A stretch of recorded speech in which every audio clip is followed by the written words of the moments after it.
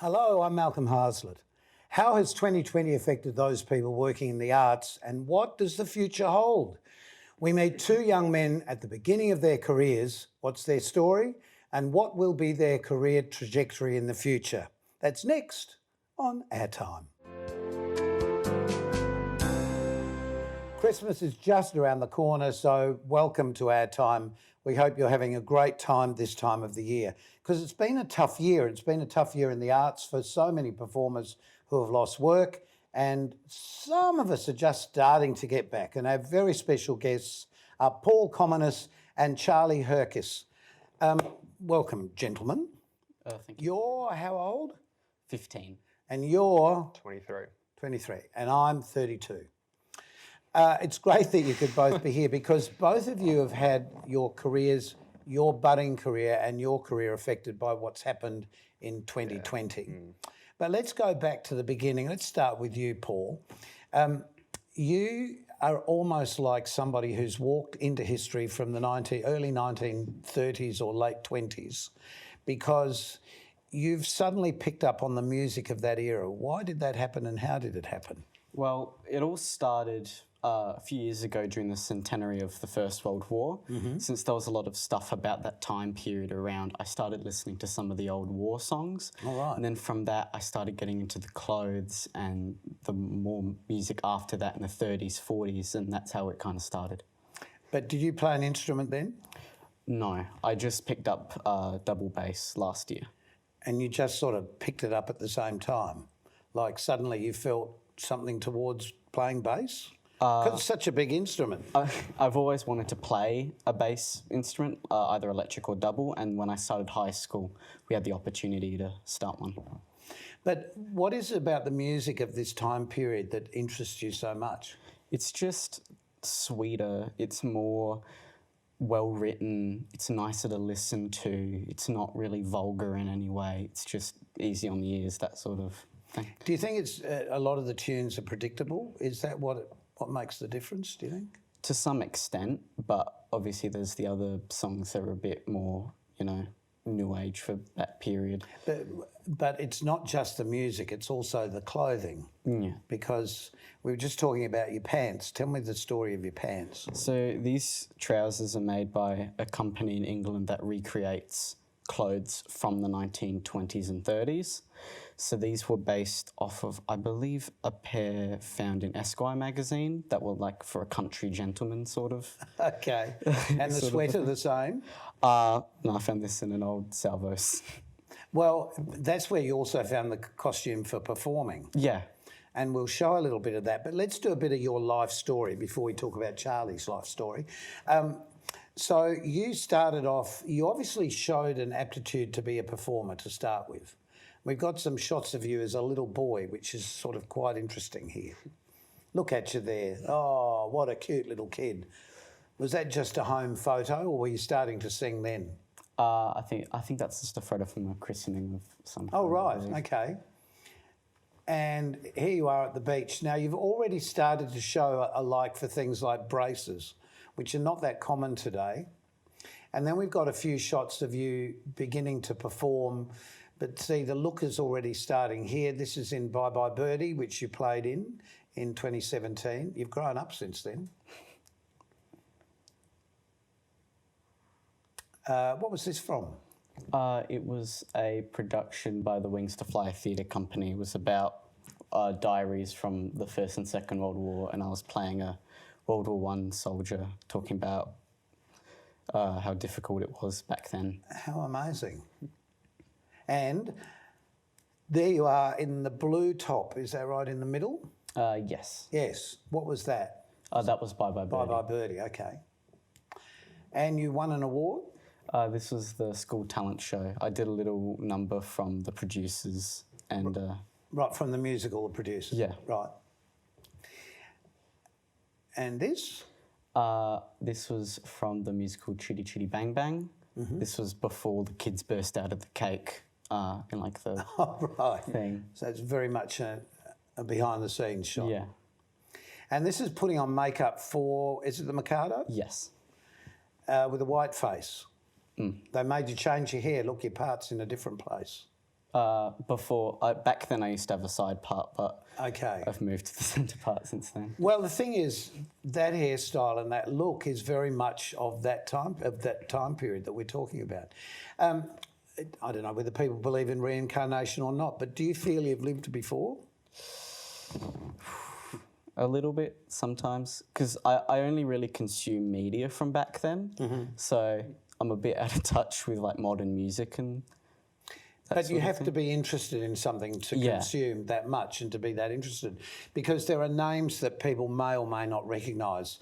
They're English names that have influenced you. Who are they? Henry Hall, who was the leader of the BBC Dance Orchestra, Jack Hilton, Jim Davidson, the famous Australian band leader. Also people like Paul Whiteman, Fred Astaire, Eddie Cantor, comedian. Tootsie Goodbye. Do you sing that? Because that was in the first talking movie from Al Jolson. Caught up with that yet? Try to stay away from Al Jolson. Oh, okay. Because the black face? Okay. Yeah. But we have to be realistic of history, because this is history and it happened, and we can't suddenly wipe the whole thing out. Well, that's your background. Charlie, your background is completely different. Yes, completely different, yes. So where did you start? So I started dancing in the backyard at home, actually. Oh, okay. And in the kitchen. And then sort of... And on holidays, I believe. Yes, so yeah, I was at a holiday in Bali with my family, and there was a band. We were on a beach at a restaurant on the beach, and there was a band there, and I started dancing with the band, and then they said, well, do you want to come around to like all these other tables with us, because they were getting more money from... More tips. Yeah, more tips, yeah. So I really enjoyed dancing just to music when I was younger. And this is at what age? Probably would have been from 4-ish, I'd say. Yeah, 4 years old, yeah. And then it progressed from that? Into me, it was actually, I was in year 1 at the time, and I had a friend, well, a girl that I took a fancy to, and she was and doing... you were 6 at this time? Would have been about 6, yeah. Right. Yeah, year 1 age, so... I took a fancy to her, and I really enjoyed her company, and so I said to Mum, I want to dance with her, because she was in a dance school at the time. But it wasn't a dancey, like a... No, so it was Irish dancing. Irish dancing. So at the time, I didn't know what any You didn't want to be Irish? No, and I still don't. It was, not what... And it was also in Gawler, and we were living in Angus at the time, which is quite a distance to travel. In the Barossa Valley? Yeah. So Mum put me into a local dance school, which was the Barossa Dance Company, and I sort of started off RAD, which is a Royal Academy of Dance, doing that. As a classical dancer? Yeah, as classical, but also did jazz. I think it was just jazz and contemporary at that point. And then from there I did grades 1 till, I think it was 4, grades 1 to 4 in the RAD dance. And then from there I went to another dance school in Salisbury, which I was there for probably until what year was it?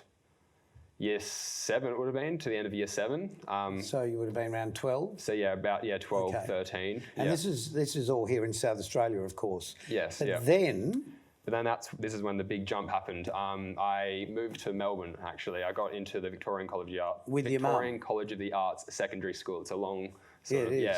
Yeah. I got a scholarship there. I auditioned and ended up there. So I was there for my year 8 to 12 high schooling years. So clearly they recognised that there was something going on here that was a bit unique. Oh, yeah, exactly. How many boys would have graduated?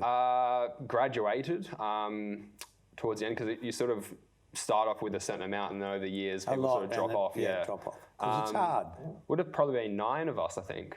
Yeah, nine boys that Well, graduated. let's have a look at some of Charlie's history in pictures as well, because this isn't so much right at the very beginning, but it's pretty close. So that's... How old were you there? I would have been year 8, so it would have been 14 years old, I think. Okay. Yeah, so this is in Victoria? Yeah, this is a show that in Victoria. Yep, I would have been year 12 age then. Because in your... there's a quote in a newspaper article that you wanted to be a dancer so you could lift girls, and you obviously did. And I'm lifting girls here. And there you go, yep. So... And this was obviously in their performance studio? Yeah, in Queensland, so it was a graduation performance, yeah. Yep. And the classical solo of... Le Corsair. Okay. Yeah, which I recently just did. Just another shot that I did when I was dancing in Queensland, a contemporary piece we did. That was the Nutcracker Chinese dance that I do in Queensland. That's just a photo Pretty shoot that I amazing did. shot there. Yeah, the sea jump, we call that one. And then another contemporary piece I did in Queensland. There's me chucking my leg up. Can't really do that too much anymore, but... And where are you amongst that group? Right in the middle. Yeah, I can with a see. hand over the top, yeah. Yep. How fantastic to have these shots, because it really does paint your history. Yeah, it does, yeah. And yeah. we're going to come back in a tick because we have some actual footage of both of these boys performing in recent shows that they did. So stay with us. It's quite a surprise next on Our Time.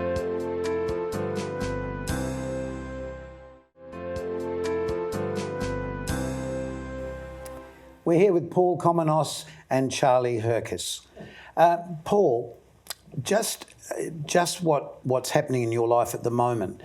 Clearly, you would like to pursue a career within the entertainment industry. What direction do you think you're going to go? Because you're also really quite a successful young cabaret performer, because you've just recently done a few shows as part of the Back to Back Short Show Festival. What was that experience like for you? It's my first real experience doing anything in music on a professional sort of level, and I really like the experience, and I'd like to do something similar again.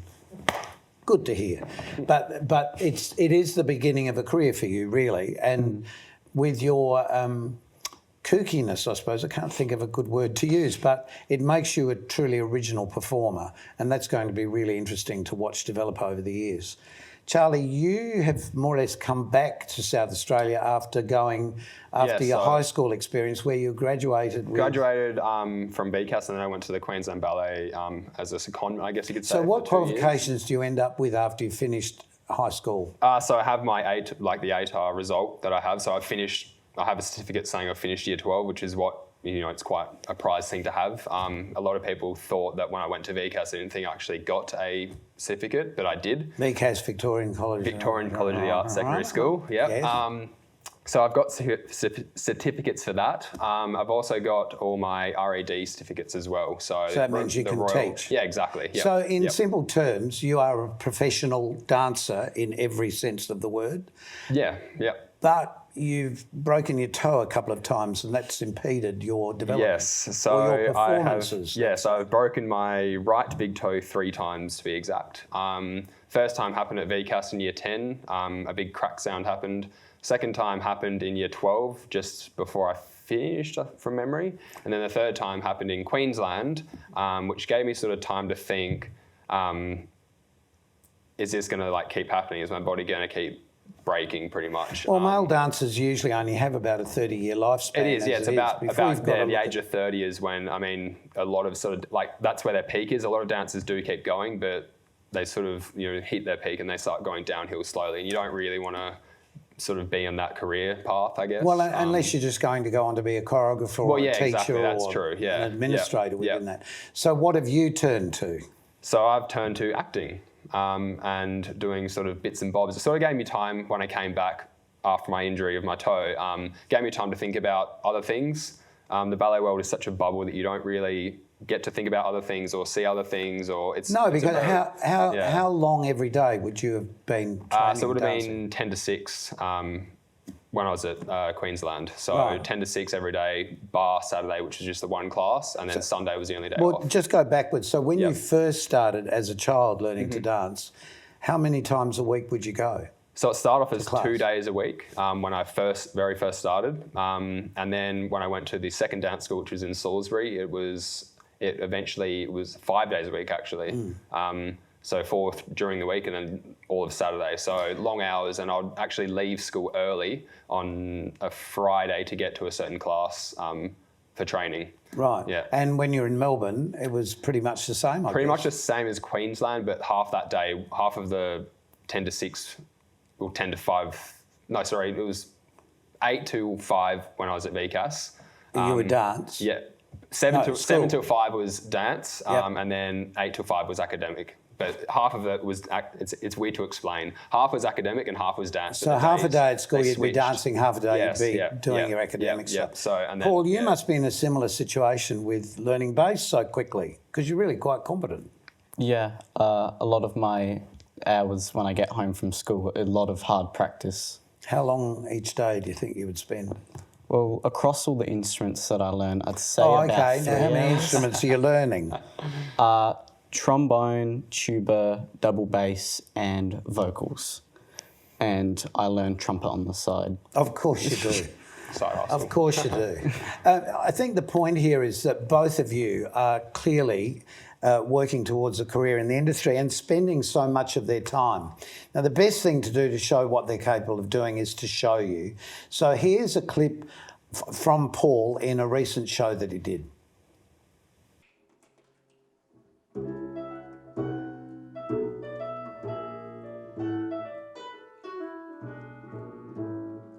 Just look at me, I think my heart will break. Nobody seems to take me seriously, honestly.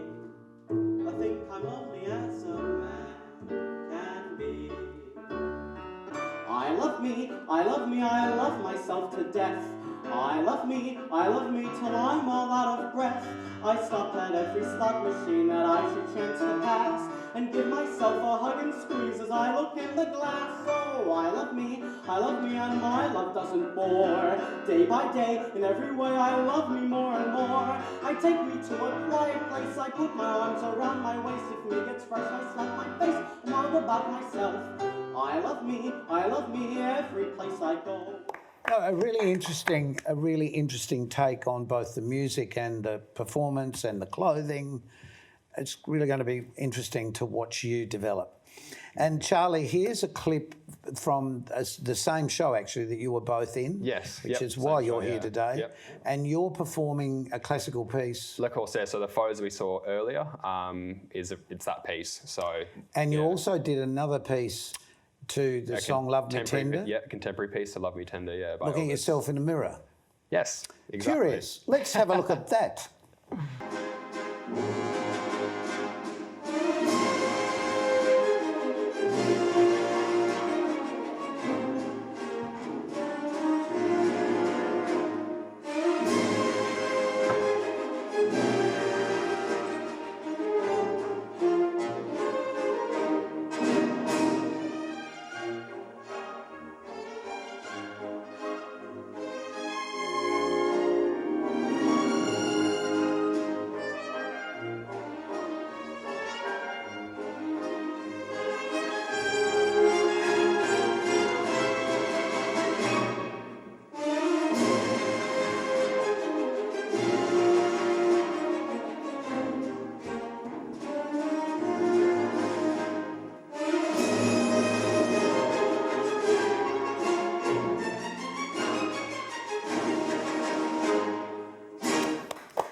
Well, your broken toe didn't affect that. That was No, good. apparently not. That was good. So where do you feel your life is going? Definitely definitely performing avenue. More towards acting though, because I should say, before coronavirus came in. I did have a lot of jobs booked for this year, but they've all been pushed till next year. Or cancelled? Or cancelled, yeah. So, I mean, this is the problem for most performers. That's, Yep, you know, people are big sort of problem, saying yeah. how tough it's been, but actually for performers and for theatre managers like me, we haven't been able to have anything on. it's like you've been chopped. Fortunately, things are starting to come back now, and it's great that Victoria is able to open up their doors a little more again as well. Where do you think you're going to go? I'll probably end up studying double bass or tuba at the Conservatory of Music. I'd like to try get into the James Morrison Academy, if possible, and try go a bit further with jazz music. So we've really got two people at different points of their career. You're about to start, but with the work ethic of being as good as you can be at what you want, and you're in a career path moving sideways. You're still going to dance, though. It's definitely still going to dance because it's a really it's a good base to have, and you'll find a lot of jobs people want people that can dance because they're very easy to direct. Someone that hasn't Well, your danced before. memory is so good, I suppose. Yeah, you have this very sort of particular sort of memory. Like repeat exactly what someone shows or like what Yes. they want. But then with acting, it's a bit of a change for you because you've got to interpret differently and listen to the way. Like, I can do all the body stuff, but then it's the speaking which is different. Yeah. It's quite an interesting thing to explore, I guess. So you've got quite a few shows under your belt already, including The Man Who Wrote Yes, The Man Who Shakespeare, Wrote which you were on Shakespeare. talking about a couple of months Yes, ago. I was. Yep. And we're actually doing a repeat of it this coming Fringe. So. Oh, here in South Australia? Yep. So Because it's the all gonna be Fringe is local. going ahead, It is. Yep. we which is believe, good. which is excellent for everybody. It is. Yep. Actually, we'll come back in a tick and we can show you some photos of Charlie in some of the characters that he played in the back-to-back festival in The Man Who Wrote Shakespeare. Back in a tick.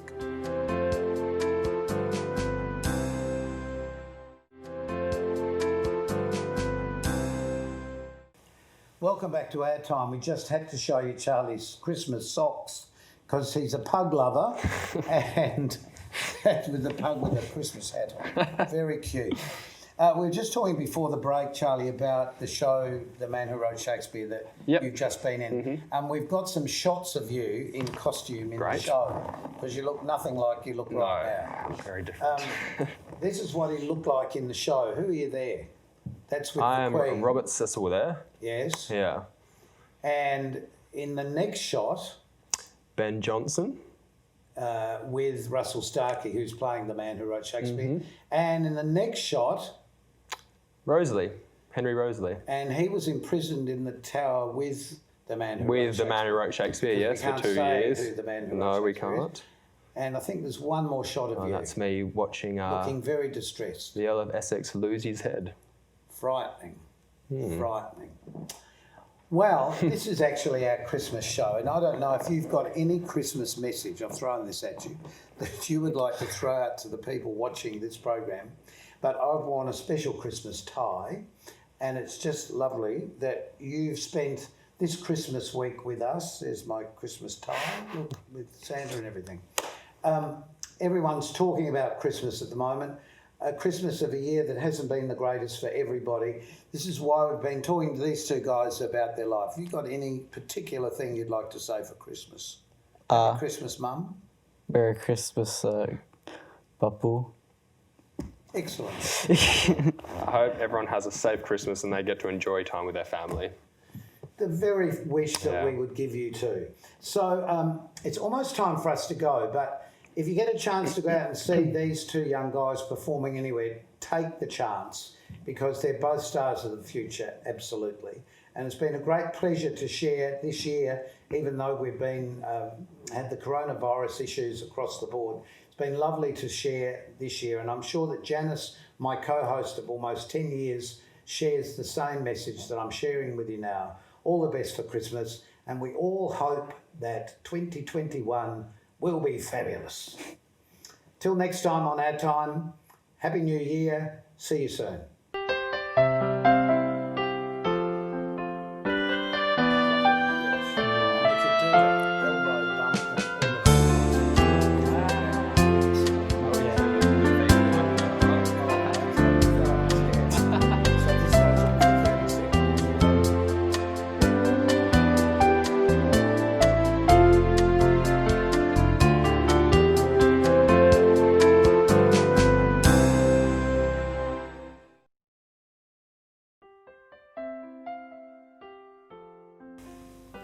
It's with great pleasure that cast and crew of Our Time wish you all a very Merry Christmas and a very successful 2021. And here they are.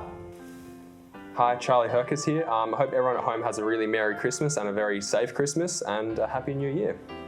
Hi, I'm Natalie. I'm just wishing everyone a very Merry Christmas. Let's make up Natalie. Yes. And studio manager. Andre Goston, Merry Christmas to everybody out there who's been watching our show. We wish you a really safe holiday season. I'm Indigo Radbone. I work behind the camera and I do the floor managing. And I just want to wish everyone a Merry Christmas and thanks for watching the show. Paul. Merry Christmas, everyone. Stay safe and good luck for next year. Yogi's next. Oh, yeah.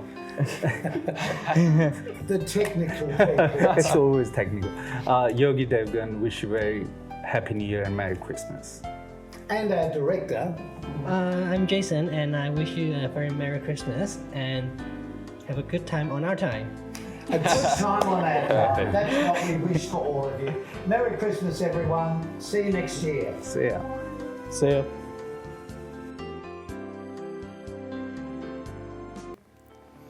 Next time on Our Time, our very special guest is KG, Ken Cunningham. Ken, we're talking about your life and... Well, I've been blessed, Malcolm. I've never worked a day in my life. All I've known and ever done in my life is to be involved in some form of sport. So I'm the one that should be saying thank you for whoever's responsible. I've had a wonderful life. Next time on Our Time, all we need is you.